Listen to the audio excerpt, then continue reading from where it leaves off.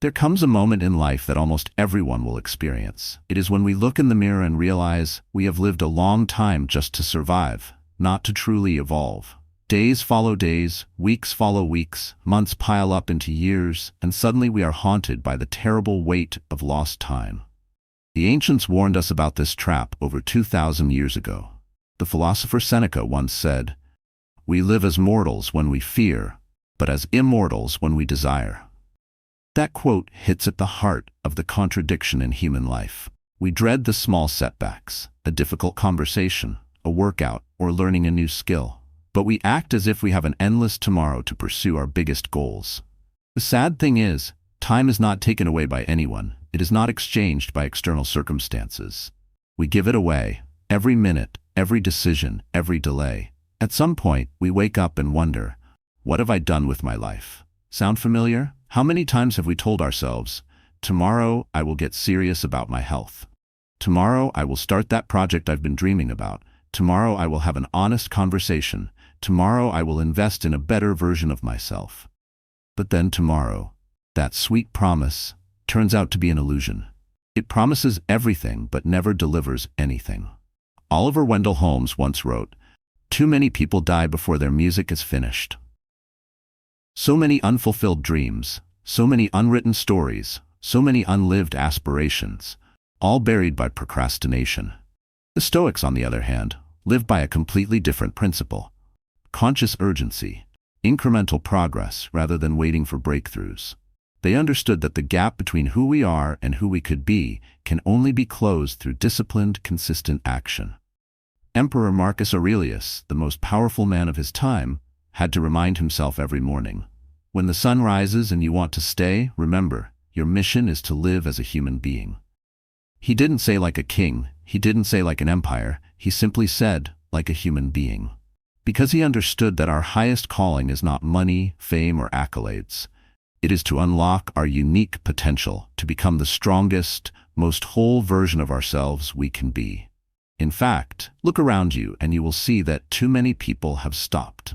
They are no longer evolving, spiritually, intellectually, emotionally, or financially. They are repeating old habits, eating, consuming, surfing, and confusing existence with life. But this video isn't for those who have settled down. It's for those who still feel that burning fire in their chest, that whispering voice, "I was born to do more than this." If you hear that call, this is your wake-up call. I'm not offering you a quick shot of motivation that will wear off next week. I'm offering you a strategy that has been tested over centuries, from people who have lived through war, plague, and suffering, and still stood strong. It's the Stoic way, hard but effective. And here is the naked truth. If you live passively, believing that there are many tomorrows, waiting for the perfect moment that will never come, you will end up with a heart full of if-onlys. Epictetus, who went from slave to worldwide teacher, once asked a question that made everyone shudder. How long before you start expecting excellence from yourself? It's time to stop bargaining with procrastination. It's time to stop living like immortals, and instead act as if each day is an irreplaceable opportunity. In this series, I will share with you 10 timeless Stoic principles. Principles that can move you from just knowing to actually doing.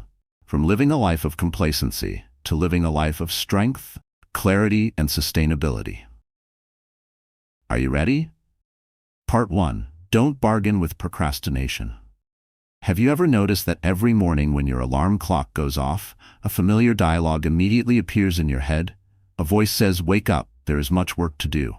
But then another voice whispered, "Just 5 more minutes, we can start tomorrow." That 5 more minutes may seem harmless, but it is the most silent thief, gnawing at our days, months, and years. Marcus Aurelius, the most powerful emperor of the Roman era, also struggled with this inner voice. He wrote, "When dawn breaks and you want to lie still, remember, your duty is to live as a man." Don't forget, that is the reminder of a king, a philosopher, who can have all the comforts. But he understands the greatest task of life is not power, not wealth, but overcoming laziness in oneself. Discipline, for the Stoics, is not about harshness. Discipline is about honor. It begins with the smallest promises we make to ourselves. If you set your alarm for 6 a.m. and actually get up, you are reinforcing your belief that you are trustworthy. Conversely, every time you bargain tomorrow, you are eroding your respect for yourself. Would you trust someone who makes promises and never keeps them? Well, if you keep breaking promises to yourself, can you trust yourself? Let's take a look at the 4 types of laziness that lurk deep within each of us. Physical laziness: avoid exercise, always choose the easy way, sit more than walk. Mental laziness: think about goals but never actually take action. Plan dozens of times but never start. Emotional laziness: avoiding difficult conversations, necessary changes, choosing silence over confrontation. Mental laziness: not daring to reflect on oneself, not daring to ask, am I living according to my deepest values? The Stoics believed that every time we give in to laziness, we reprogram ourselves to become weaker. But the good news is, the opposite is also true. Every time you choose discipline over comfort, your inner strength grows. So how do you stop bargaining with procrastination? The answer lies in 3 very specific practices. 1. Practice voluntary hardship. The ancients often challenged themselves by living simply, eating frugally, exercising, and waking up early when the body still craved sleep, not for the sake of asceticism but to hone the will. You can start with something as simple as taking a cold shower, walking farther than usual, or doing the hardest task of the day first. These small things are muscle exercises for the mind. 2. Build a habit system. Don't wait for inspiration. It comes and goes. What keeps you going is your system. Set your alarm and phone far away from your bed to force yourself to get up. Have your workout clothes ready the night before so you have no excuses in the morning. When you design your environment properly, you turn discipline into automation. 3. Reduce friction. Reduce temptation. Don't test your willpower by keeping temptation right in front of you. If you want to read more, keep a book by your bed, not your phone. If you want to eat healthier, don't stock your fridge with junk food. Self-disciplined people don't do it because they're superhuman. They do it because they clear away obstacles. And above all, remember, take action even when you don't feel motivated. Motivation is fleeting. Discipline is what builds your life. Ask yourself, how many times have you promised yourself, I'll start tomorrow, and then missed it? And each time, how many opportunities, how much muscle, how much self-confidence have you lost? Make today your boundary. From this moment on, you no longer bargain with procrastination. You don't wait until you're ready, you act to become ready. That's the Stoic way, and the only way to become the best version of yourself. Part 2. Brutally honest about purpose. Have you noticed, most people fail not because of lack of talent, nor because they are lazy. What really holds them back is confusion. They don't really know what they want. They wake up every morning, do many things, are constantly busy, but still feel empty inside because they have no clear destination. Seneca once said, if you don't know where you want to land, there will be no favorable winds.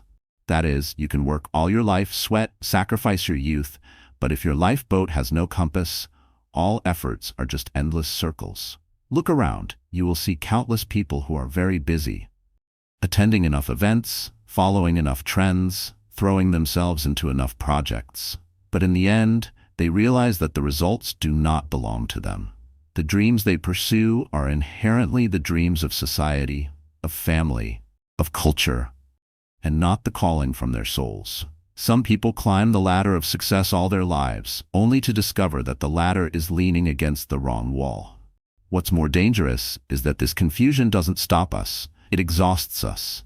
We get distracted, chasing after too many trivial things, leaving no energy for the core. And in the end, we choose to stand still, because all paths are blurred. So how do you escape this trap? The Stoics have a method: brutal honesty with yourself. It's not just a one-time thing to sit down and write a few beautiful vision board sentences. It's a habit, a daily ritual. Marcus Aurelius kept a journal every morning and every evening. He wrote not for motivational reasons, but for reflection. Who am I becoming? What is really important? Where am I wasting my time? What am I avoiding? These questions sound simple, but few people dare to answer them. Because to face the truth means to accept that we have wasted too many years. Do you dare sit alone, turn off your phone, and ask, what do I truly value above all else? What is draining my energy without providing value? Is there a relationship, habit, or belief that I should have let go of long ago, but still cling to out of fear? Those who dare to answer these questions will have a huge advantage: the power of clarity. When you are clear, decisions become easy. You are no longer pulled away by every invitation. You know what to say no to, so you can say yes to what is truly important. In fact, clarity doesn't make life easier. It makes you stronger. People with clarity still have difficulties, still face pressure, but they know where they are going and why they keep going. And that is enough to keep them steadfast in the face of storms. Imagine this. You want to build a successful life. But what does success mean? For some people, it's financial security. For others, it's health, family, or creative freedom. If you don't define it, you'll live by someone else's definition. And sooner or later, you'll be trading precious time for a dream that isn't yours. So right now, try to paint a detailed picture. What does a meaningful life look like for you? Healthily, financially, spiritually, relationally? Then ask, if someone were living that life, what would they do each day? What time would they wake up? Who would they spend time with? What would they learn, and what would they reject resolutely? Then compare it to your current self. That gap is your exercise, your roadmap. Clarity is not found once, but retained many times. Every night you can ask yourself, what did I do today to move closer to my true goal? What did I indulge in that I should have eliminated? This constant reflection is not for self-blame, but for self-correction. Today's world is full of distractions, phone notifications, social media ads, other people's expectations. You can't avoid the noise, but you can learn to protect clarity like a flame. It's a small flame, but it's enough to light the way. The Stoics did not live to please everyone. They lived to be faithful to their highest purpose, and that is what made them immortal in history. So the question for you is, what do you really want your life to stand for? It's not something beautiful to tell, but something you dare to live and die for. If you can answer yes, you are halfway there. And from this moment on, take the next step with courage. Have you noticed? Part 3, Disciplining Emotional Boundaries. One of the greatest strengths of a person is not the ability to control others, but the ability to control their own reactions. Have you noticed? In modern life, anger and quick reactions have almost become default instincts. Just one wrong sentence, one online comment, one unintentional action is enough to make many people explode, criticize, and then feel guilty for weeks. But the Stoics saw things differently. Epictetus said, "It is not the event that disturbs us, but our judgment about it." Meaning, no one has the right to make you angry, sad, or jealous unless you allow it to happen. Think about the last time you were offended. Your first instinct may be to respond, to get even. But if you pause, take a deep breath, and remind yourself, that's a reflection on them, not me, the negative emotion will fade. This isn't avoidance, it's inner freedom. You refuse to be emotionally controlled by others. Emotional discipline doesn't mean being cold or unfeeling. It means creating a precious little space between what happens and how you react. That space acts as an invisible shield, protecting you from getting caught up in every little storm out there. What about normal people? They are carried away by every fleeting emotion. Anger at a traffic jam, frustration at someone's disapproval, anxiety over a criticism.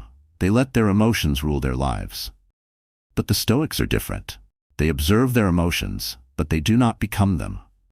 They acknowledge their anger, but they choose to respond rationally. Remember, true power lies in silence, not in noise. When you stay calm while others scream, you have an invisible advantage. When plans go awry, the weak panic, the strong calmly maneuver. When insulted, the vulnerable lose sleep, while the self-controlled smile and let it go. Have you ever realized that many emotional wounds actually come from attaching our happiness to the actions of others? When someone breaks a promise, we immediately feel unworthy. When someone succeeds, we immediately feel inferior. But the truth is, our happiness is not in anyone's hands. It lies in how we perceive and react. So, how do you practice emotional discipline? 1. Practice slow reactions. When emotions are running high, instead of reacting immediately, give yourself 10 seconds of silence. Breathe in, breathe out, and then ask, what outcome do I want from this situation? Sometimes, silence is the sharpest answer. 2. Rephrase the question. When someone disappoints you, ask yourself, did they really betray me, or did I give them expectations they never kept? When you feel jealous, ask, did their success really hurt me, or did it just remind me to work harder? The new way of asking the question changes the energy of the emotion. 3. Practice presence. When anger arises, observe it as you would a passing cloud. Don't deny it. Don't suppress it. Just know, I am angry. This knowing is enough to keep you from being swallowed up. Marcus Aurelius once reminded himself, you have power over your mind, not over external events. Realize that and you will find power. It is the compass that guides in all changes. Of course, emotional discipline doesn't come overnight. It's like building a muscle. Every time you choose silence over anger, you add a rep to your willpower. Every time you respond with calmness instead of chaos, you build a layer of mental armor. And then, one day, you will notice the change. Insults no longer touch you. Failures no longer knock you down. The turmoil outside no longer dominates your inner world. Others will look at you and wonder, why do they stand firm in the midst of storms? That is the power of Stoicism. Not to suppress emotions, but to master them. Not to freeze the heart, but to open it. But in a way that is steadfast, not easily shaken. So, the question for you, do you want to live like a leaf blown by the wind of emotions, or like a sturdy tree, calm before every storm? If you choose to be a tree, start today. Slow down your reactions, ask yourself questions, and allow yourself to be silent when needed. Because that calmness will not only save you from fatigue, but also help you become a support for those around you. Not the government or some miracle. Part 4. Take full responsibility. There is a truth that is difficult for many people to accept. No one is coming to save you. Not your boss, not your parents, not your lover, not the government or some miracle. Your life, and only you are responsible. Yet most people live in a state of silent blame. They blame their circumstances, the economy, their deprived childhoods, the fact that no one believed in them. It sounds reasonable, but in reality, it is a poison that paralyzes the ability to change. The Stoics never accepted this. Epictetus taught, we can't control what happens to us, but we can always control how we react. It is your reaction that creates your reality. Losing a job can be a disaster for one person, but an opportunity to start a business for another. Same event, two reactions, two different lives. Take a look at yourself. How many times have you said, I can't, because they don't allow it? I haven't done it yet, because I don't have enough conditions. Or, I have not succeeded because no one supports me. It sounds innocent, but every time you say it, you hand over the steering wheel of your life to someone else. Marcus Aurelius, an emperor amidst war and plague, wrote, you can eliminate countless troubles by simply changing your judgment. They are entirely in your hands. He did not say it from the comfort of a palace. He wrote it in the middle of a battlefield, in the midst of imminent death. If he can choose his attitude, why can't we? Taking full responsibility doesn't mean blaming or beating yourself up. It means accepting the fact that you are the one who allowed everything to happen in your life. If your wallet is empty, ask yourself, how did I decide to let it dry? If the relationship is broken, ask, what have I tolerated, or where have I been silent? If your career is stagnant, ask, what decisions have I been putting off? The answer may hurt, but that pain gives you power. Because if you created the situation, you can also create a new outcome. Responsibility equals power. Imagine two people facing the same failure. The first person laments, why me? The second person wondered, what did I learn from this? One stands still. One moves on. Who do you want to be? You may have had many self-protection stories. If someone believed in me, I would be different. If I had a better start, I would have succeeded. If life were fairer, I would be happy. But the truth is, those stories are just soft pillows to sleep on. They keep you safe, but they also keep you small. The Stoics advise us to tear off that shell. Stand up straight and say, yes, I let this happen, and I will change it. From that moment on, you are no longer a victim, but the architect of your life.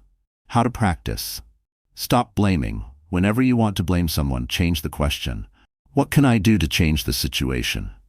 Accept mistakes. When you do something wrong, don't make excuses. Say, I was wrong, I will fix it. It is the fastest way to regain power.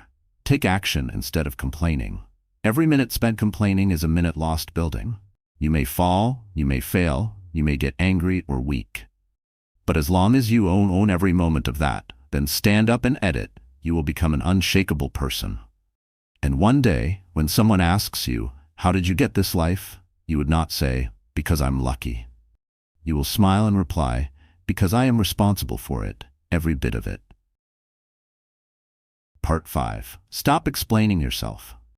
There is a stage in your journey to adulthood where you will realize, I don't need to explain to anyone anymore. Not because you are arrogant, but because you are focused enough. Not because you feel superior, but because you are becoming yourself. But the truth is, most of us spend too much energy proving, convincing, justifying. You start a new project and rush to explain, I do this because. You change your lifestyle and immediately have to say, I hope you understand me. You set boundaries and still feel guilty explaining why. Why? Because you're afraid of being misunderstood, afraid of being judged, afraid that if you don't speak up, others will think the wrong thing about you. Marcus Aurelius once reminded himself, if it's not true, don't do it. If it's not true, don't say it. You see, there is no explain there. Because for the Stoic, your life is the loudest statement. Your actions, your progress, the results you produce. That is the strongest proof. Think about it. How many times have you held back from taking a step because you were afraid others wouldn't understand?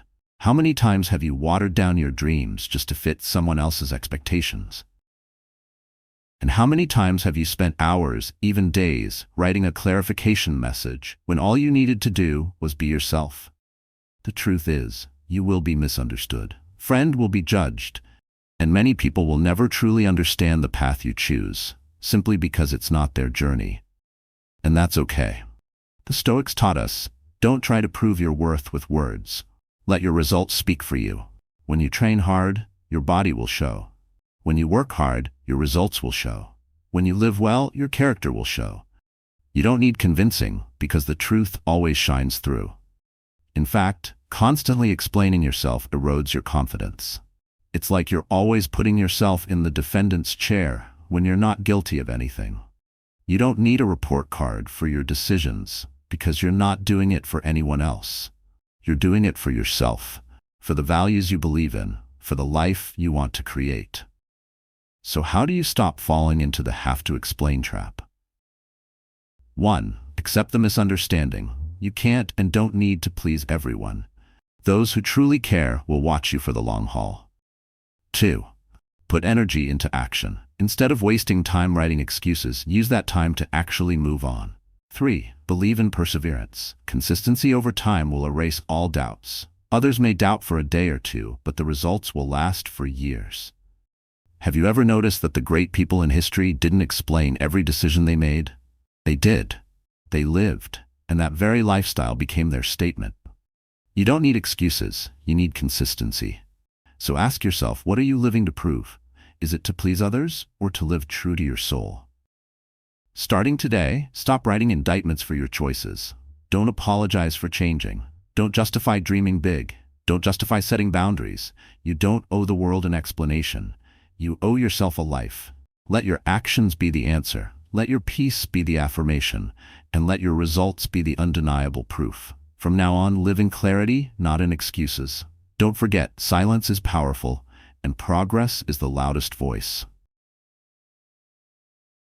Part 6. Reinforcing daily discipline. Here's something that many people often misunderstand. Discipline is not an achievement that is achieved once and kept forever. Discipline is like a muscle. If you don't exercise it every day, it will weaken, soften, and then disappear. Many people, after a short period of inspiration, exercise, work, and keep up the routine. But then, after a few days of relaxation, everything returns to square one. The Stoics understood this very well, so they never relied on inspiration.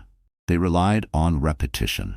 Marcus Aurelius once wrote to himself, "In all things, return to the path. If you stray, return immediately, without delay." He knew that everyone slips and everyone gets tired. But the difference is, the average person allows the lethargy to linger, while the disciplined person gets back up immediately after a fall. Daily discipline doesn't have to be extreme. It doesn't mean working like crazy 24/7. It simply means keeping a promise to yourself over and over again, no matter how tired, busy, or uninspired you are that day. Think about it. Have you ever reluctantly started a workout only to feel refreshed and proud afterward? Here's the proof. You don't need inspiration to start. Action creates inspiration. The undisciplined wait until they feel ready. The disciplined act, and from action, motivation emerges. So how do you strengthen your daily discipline? 1. Prepare before you act. Discipline starts the night before. Want to wake up early? Place your alarm clock far from your bed, letting light into the room. Want to work out? Lay out your clothes and shoes. When your environment is set up, you reduce friction and increase the likelihood of getting started. 2. Anticipate temptation. Don't fool yourself into thinking you have enough willpower all the time. Be honest about the fact that you're easily tempted. So instead of fighting every moment, clear the temptations from the start. Turn off notifications, delete addictive apps, don't bring home junk food. Disciplined people aren't better because they're better prepared. 3. Accumulate small wins. Every time you accomplish a small task, waking up on time, finishing your homework, reading a page of a book, you are sending a signal to your mind. I am a man of my word. Those little signals add up and gradually form a new identity. Discipline doesn't come from one breakthrough, but from thousands of small victories. 4. Take strategic breaks. Discipline is not the same as exhaustion. Disciplined people know when to rest and come back stronger. The difference is, they rest to recharge, not to escape. Rest is not surrender. It is part of the rhythm of discipline. Seneca once wrote, "When we teach, we learn." It's the same with discipline. When we practice, we reinforce. When we repeat, we deepen. And when we come back after each slip, we prove that we are stronger than procrastination. Ask yourself, how many times have you started a habit only to give up because of a day or two of slip-ups? How many times have you let a small setback become a reason to quit? And if so, how many opportunities have you missed? Disciplined people are not more talented than you. They are more consistent. Every morning they wake up, they vote for themselves with one small act. Every day they vote for a better version of themselves. And over time, those votes add up to create a new life. So starting today, think of discipline as a muscle that needs to be trained. Don't wait for inspiration. Don't wait for perfection. Just start and repeat. Every day, a little bit. Because true strength isn't in what you do once, it's in what you do consistently over a lifetime. Part 7. Let go of what is beyond your control. Have you ever felt exhausted from trying to control something that isn't yours? Someone else's decision, an online judgment, an unexpected event. No matter how anxious, angry, or clingy you are, the outcome is not in your hands. Epictetus, a slave turned master of Stoic philosophy, pointed out a simple but liberating truth. There are things that are within our control, and there are things that are not. True peace begins with distinguishing between the two. The problem is, most of us live life backwards. We spend so much of our time worrying about what is out of our control that we neglect what we can change. We worry about the changing weather, but forget to bring a raincoat. We get upset about market volatility, but forget to hone our skills. We get angry about what others say, but forget to control our reactions. The result? We're exhausted, but we haven't made any progress. The Stoics took a different approach. They let go of the illusion of control, focusing on what was within their control. Think of a man rowing a boat. He can't control the wind or the waves, nor can he decide which way the wind blows. But he can choose to hold the oars, adjust his course, and stay calm to weather the storm. Likewise, in life, you cannot control what other people say, the timing of luck, or the final outcome. But you maybe control your attitude, your efforts, and your next decisions. That is true power. Think about how many hours you've wasted arguing in your head with someone who isn't there. How many sleepless nights have you spent over an outcome that can't be changed? And how much energy has you spent on things that, no matter what you do, can't be changed? If you spent all that time focusing on what you want, you'd be in trouble. Maybe control, like personal development, improving habits, honing skills. How do you think your life will be different in 1 year, 5 years, or 10 years? Marcus Aurelius once wrote, You have power over your mind, not over events. Realize that, and you will find power. It's not just a beautiful philosophy, it's a life strategy. Because when you let go of what you can't hold, your hands are free to build what you can. How to practice? 1. Ask yourself before you react. Is this within my control? If yes, act. If no, accept. 2. Direct your energy towards the closest thing at hand. If you can't control the outcome, focus on the effort. If you can't control the attitude of others, train your own response. 3. Practice letting go every day. Write down the things that stress you out, then cross out the things you can't do anything about. Keep the things you can change right away. It sounds easy, but putting it into practice is an art. Because human nature always wants to hold on tight. But remember, a handful of things cannot receive anything new. Want to build a future? Let go of the burdens that do not belong to you. Some people think that letting go is weakness, that it is surrender. But in fact, letting go is a form of strength. It is an affirmation. I choose to invest my energy in the right place. I choose freedom over obsession. Ask yourself, how many things in your life are you holding on to but can't control? And if you let go today, how much lighter would life be? The Stoics were not indifferent to life. They still acted vigorously, but in the right places. And that is why they found peace even when the world was in chaos. From today, practice a simple ritual. Every time you encounter a problem, stop and ask, does this belong to me or does it not belong to me? If it is yours, do your best. If it is not yours, let it go. This distinction will become the key that opens the door to inner freedom. Part 8. Silence is the most powerful tool. In a world where everyone wants to talk, everyone wants to argue, everyone wants to be heard, silence became the rarest and most precious thing. Most people believe that talk is power. But to the Stoics, silence is the sharpest tool. Zeno, the founder of Stoicism, once said, "We have 2 ears and only 1 mouth, so that we may listen more and speak less." That seemingly simple statement is actually the foundation for self-control. Because when you are silent, you do not waste energy arguing, do not let your emotions dominate, and do not get dragged into meaningless conflicts. Think back to the times you got angry and quickly responded. Afterwards, did you often regret saying too much? Words are like arrows, never to be returned. Meanwhile, silence is like a shield, giving you time to observe, consider, and choose a wiser response. Silence is not weakness, it is restraint. Because it is easy to say what feels good, but to keep calm while you can explode, that is strength. Others think you have given up, but in fact, you have conquered yourself. Marcus Aurelius once reminded himself, "Be silent most of the time, or if you must speak, say only what is essential and briefly." An emperor ruled over a vast empire, but still chose to remain silent on purpose. He understood that not every situation requires words. Sometimes, silence can reveal the true nature of others, while you remain calm. In fact, silence creates a void. And in that void, many things are revealed. The other person's true intentions, the absurdity of an argument, or even the answer you've been searching for. Those who rush often reveal their weaknesses. Those who remain silent often take the initiative. Imagine in a meeting, everyone is competing to speak. You are the only one who chooses to listen, observe, and only speak up when absolutely necessary. At that moment, your words will have much more weight. That is the power of silence. So how do we turn silence into a tool?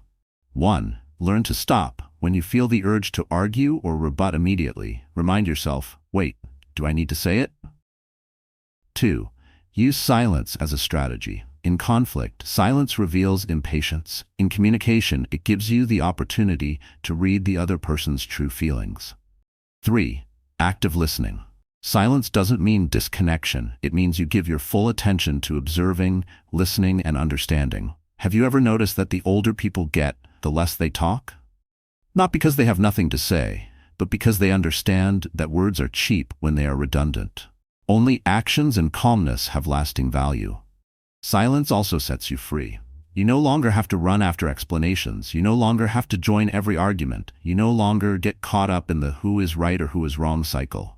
You choose what deserves your energy, and you say no to the rest. That is true initiative. So, the question for you is, are you using silence to protect yourself, or are you wasting it on meaningless words? The Stoics were not silent to avoid, but to observe and act more precisely. They were not silent because they were afraid, but because they understood. True power does not need to be loud. From today on, use silence as a weapon. Use it to keep your peace, to conserve your energy, and to make your words more powerful when they are spoken. Remember, silence is not emptiness, it is strength. Part 9. Choose difficulty over comfort. Comfort is seductive. It invites us to stay in bed a few extra minutes, to choose fast food over cooking, to scroll through our phones instead of exercising. Comfort is pleasant, but it rarely builds real strength. The Stoics understood this, and they took the opposite path. Take the initiative to step into difficulties. Seneca once advised his students, spend a few days living with the bare minimum, eating simply, dressing simply, and then ask yourself, is this what I fear? He does not teach asceticism, but rather teaches us how to create inner proof that we can endure and overcome. When we master scarcity, we no longer fear loss. Look at modern life. Everything is designed to maximize convenience. We have food delivery apps, shuttles, buttons for everything. But that too much convenience weakens the human spirit. When a real challenge comes, illness, financial crisis, loss, many people collapse because they have never trained themselves to endure hardship. The Stoics chose the opposite. They entered hardships intentionally, not to torture themselves, but to build resilience. They practiced cold showers, physical training, controlled fasting, hiking. These small challenges became mental vaccines, preparing them for major adversity. Think about it. When was the last time you did something difficult, voluntarily?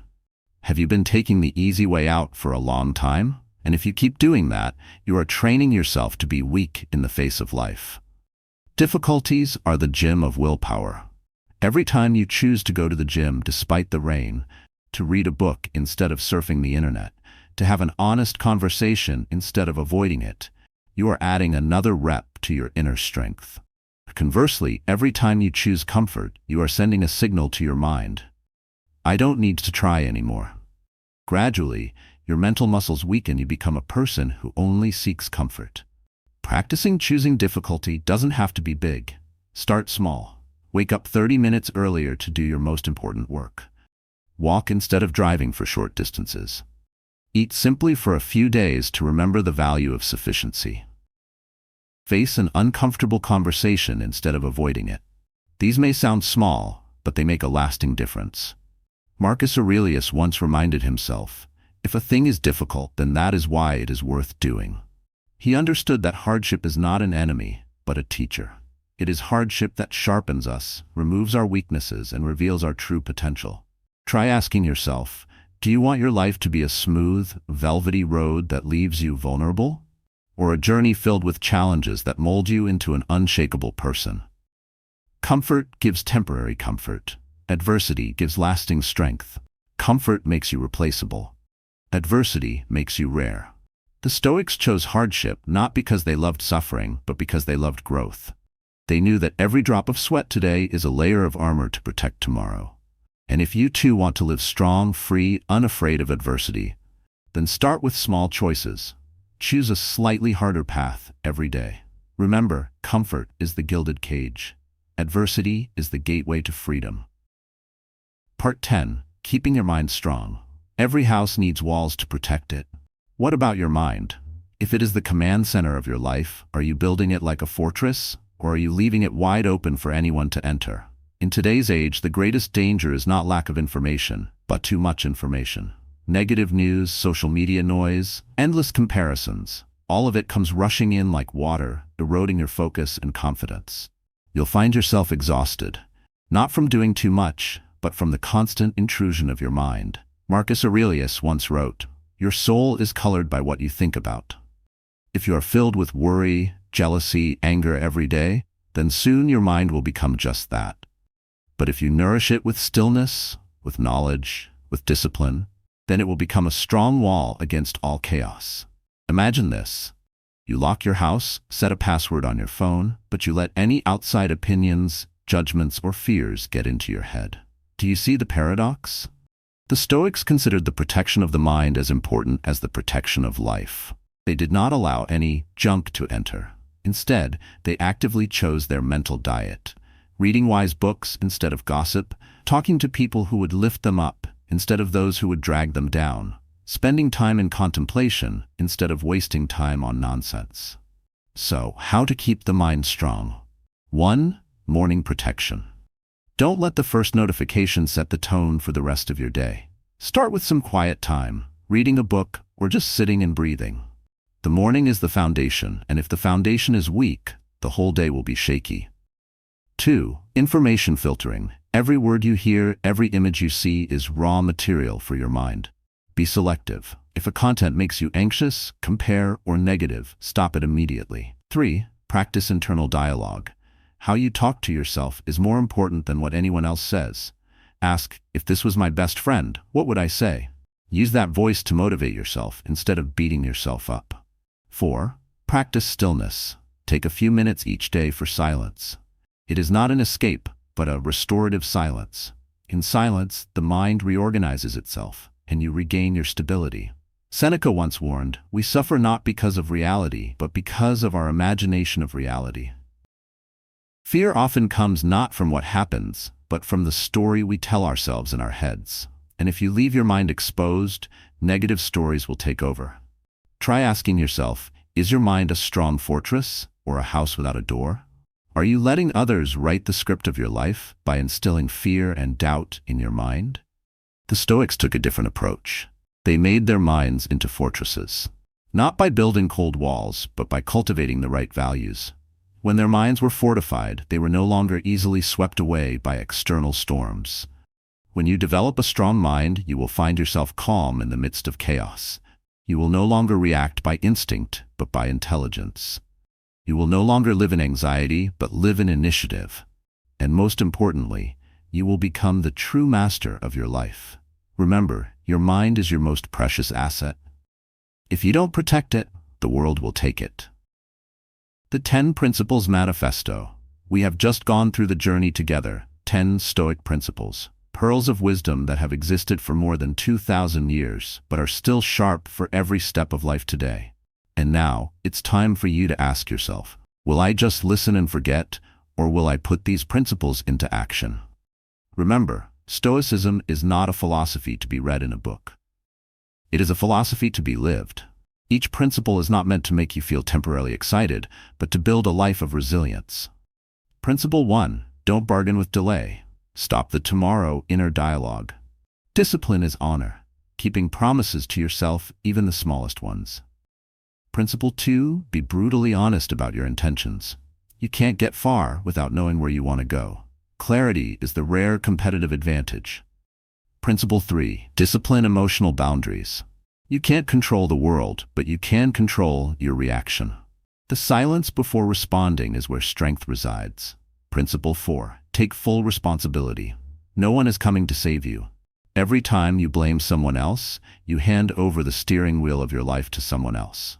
Principle 5. Stop explaining yourself. You don't owe anyone an excuse for your growth. Let the results speak for themselves. Principle 6. Reinforce discipline every day. Discipline is a muscle. If you don't exercise it, it will atrophy. If you fall, get right back up. That's how you build an unshakable foundation. Principle 7. Let go of what is beyond your control. Don't hold on to what isn't yours. Focus on what is within your reach. Your effort, your attitude, your decisions. Principle 8. Silence is the most powerful tool. Don't waste your words on pointless arguments. Silence helps you observe, conserves energy, and makes your words carry more weight. Principle 9. Choose difficulty over comfort. Comfort is a gilded trap. Only by daring to step into difficulty can you forge true strength. Principle 10. Keep your mind steady. Guard your mind like a fortress. Don't let external mental garbage determine your inner destiny. Taken together, these 10 principles are more than just advice. They are a manifesto of life, a map to lead you out of a life of mediocrity and into a life of meaning. You won't become a new person overnight, but through every little choice, waking up on time, keeping quiet instead of arguing, reading instead of skimming, stepping into a challenge instead of running away, you are rewriting your life story. The final question for you is, how much longer will you live in procrastination, or will you start today, right now, to take action? Stoicism doesn't give you the easy way, it gives you the right way. No fuss, no flash, but if you stick with it, it will give you peace, inner strength, and a life worth living. Let us declare together, not by words, but by lives. I no longer live in procrastination. I take action today. I am in control of my mind, emotions, and actions. I choose difficulty to forge strength. I live with discipline, purpose, and freedom. This is not just a conclusion. This is a manifesto of survival for anyone who wants to move from existing to truly living. If these Stoic principles have resonated with you, don't just listen. Make it your first action right now. Please click the subscribe button, because every week I'll send you profound philosophies and practical tools to help you live more resiliently, more freely, and more sustainably. Subscribe to the channel today so you don't get lost in procrastination, but get closer to the strongest version of yourself every day. And don't forget, share this video with a friend in need so together we can build a community of people who live with discipline, purpose, and freedom.